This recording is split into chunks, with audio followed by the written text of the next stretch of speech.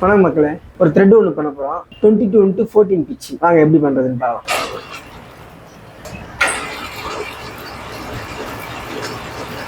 சாதா லேத்தில் tool thread cut பண்ணுறோம்னாக்கா ஒரு 10 piece 20 piece தொடர்ந்து கட் பண்ணணும், கிரைண்டிங் பண்ணாமல் அப்படின்னாக்கா நீங்கள் வந்து கட்டு வந்து 0.1 விடணும்.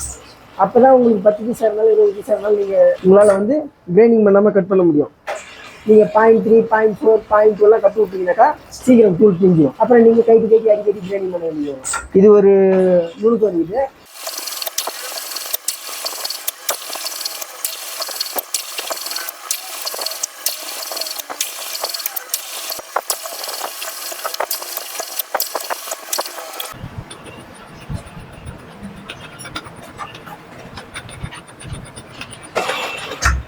ரெடி, பக்கா வருதா?